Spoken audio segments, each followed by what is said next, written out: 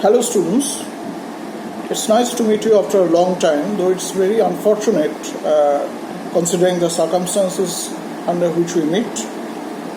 Anyway, this will be over in due course of time and we'll meet again face to face. Meanwhile, I want to catch up with some of the studies that we are supposed to do, and today I'm going to do Keats's Ode on a Grecian Urn with you. We'll be reading the poem analytically, explaining it line by line on my way. And there's also one more thing to say, that these videos are going to be quite short videos of about 15 minutes each, because if it is a longer one then it becomes difficult to upload or download. I have also not edited the videos at all. They're just in the way I shoot. Just because editing would also increase their size. So let's start with Keats's Ode on a Grecian Urn. And when was it written? Actually, Keats attributes the year 1818, May 1818, to be the year of the Odes. Actually 1818. He actually lists all the 6 odes that he wrote in May 1818. Only we know Ode to Autumn was written in September 1818. Keats was actually passing through a very uncertain phase of his life during this period. And he had left his job of a dresser. As you know, he was a surgeon's dresser, and he had left his job with the idea of contemplating fully on writing poetry or literary works. He was in considerable financial duress because he was unable to help his brother George Keats financially. He had earlier sought financial help and got it from George. But now that George wanted financial help from him, he was unable to do that. He was also, under the premonition that someday or the other he would be, showing symptoms of tuberculosis. So it's a very complex and a very problematic phase of his life, very short life, a life of 25 years. He would die in 1821. And before going into the text, we'll just see how many, what are odes actually. There are 6 odes by Keats. And what is an ode? Now, ode is basically by definition, an ode is a long lyric poem. It's a long lyric poem. What is a lyric?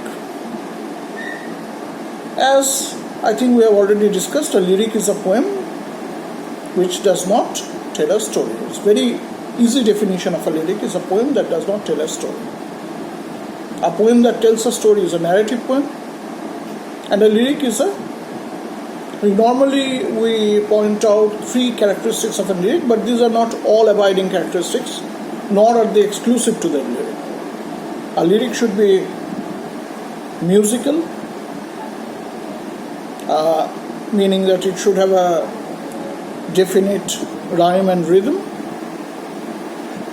It should be picturesque. Symbols and images would be in plenty, and it should be personal. The personal point is more important over here in distinguishing a lyric. A lyric expresses a personal state of mind, while a narrative tells a story. One very clear example of a lyric would be Daffodils, which I hope all of you have read, by William Wordsworth. And one example of a narrative poem would be Rhyme of the Ancient Mariner by Coleridge.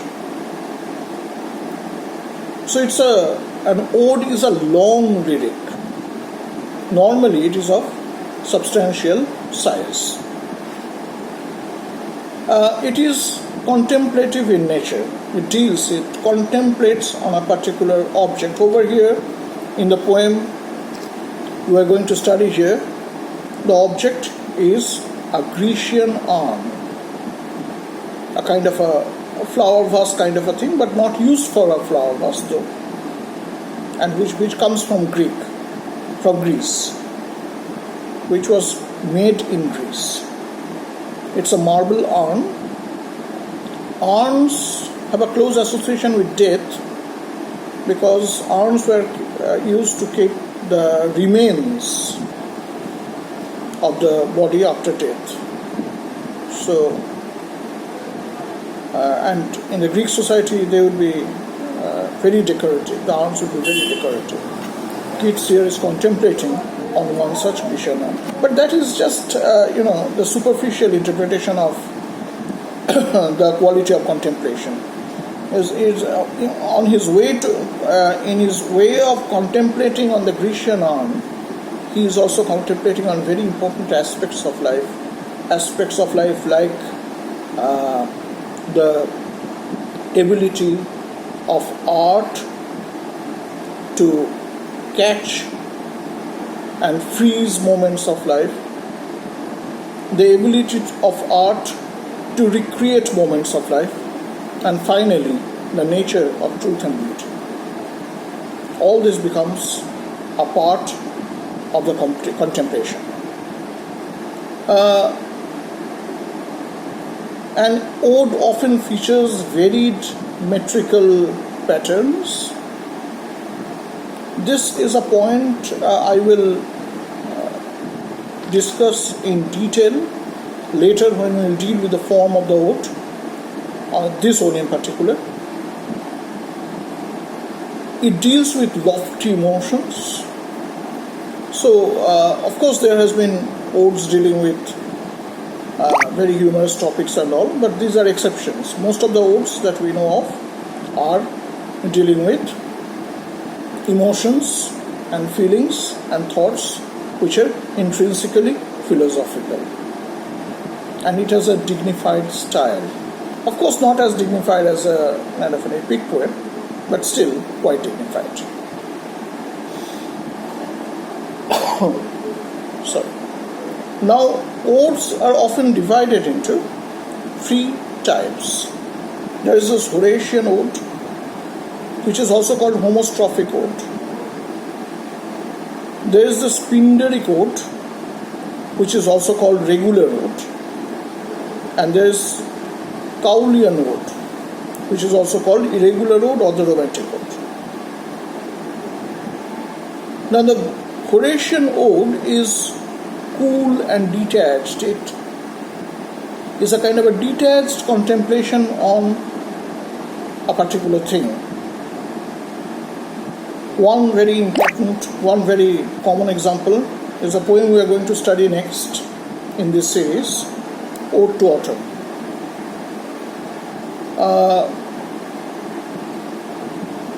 The Pindaric ode is heroic and ecstatic. It's more celebratory in nature. One very good example would be The Progress of Poetry by Gray. The Cowleyan ode, as you can get from the name, it's also called the romantic ode, is also called the irregular ode. A striking example of the irregular ode is the Immortality Ode by William Wordsworth. Now, as you will read, I'm not going to give you now in which category Ode on a Grecian Urn falls. As you read Ode on a Grecian Urn, as you try and understand it, you will realize in which category it falls. It will remain as a question to you. I'll tell you at the end, though. And what are the sources that Keats draws his poem from? Of course, there is no particular literary source, but perhaps he had read, it's accounted there, it's recorded that he had read 2 articles by one Benjamin Hayden on these arms, marble arms. And, the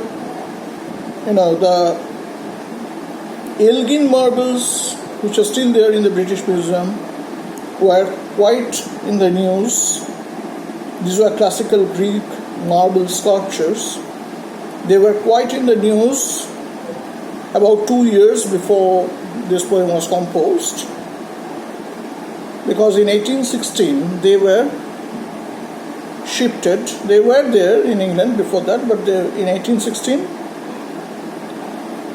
they got shifted to the British Museum, and perhaps Keats went there to the British Museum and saw them. If you want to know about the Elgin marbles, you can do a little bit of research on that from the internet. I'm not going further on it because it's not really relevant here.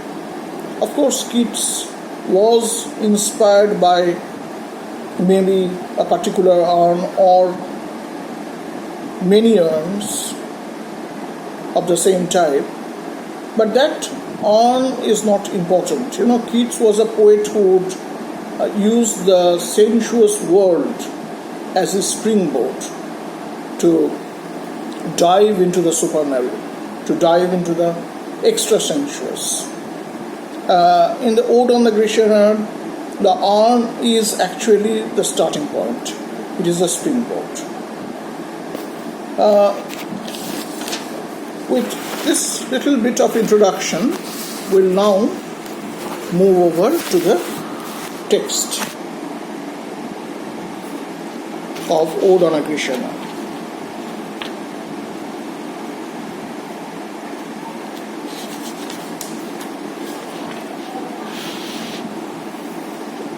I'll read the first paragraph, first stanza first, and then we'll try to understand it line by line. Thou still unravished bride of quietness, thou foster child of silence and slow time, sylvan historian, who canst thou express a flowery tale more sweetly than our rhyme?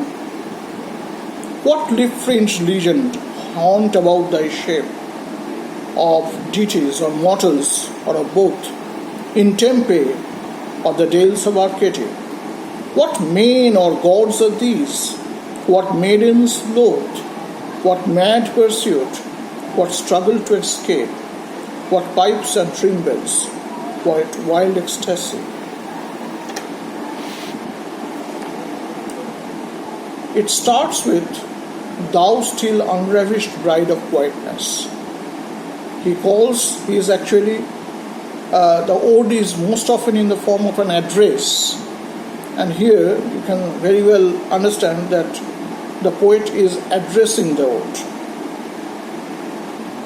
We are nearing our 15 minutes mark, and therefore this would be the end of this segment.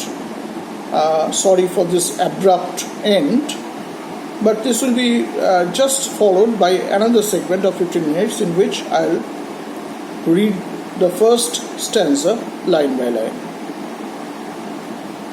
Thank you so much.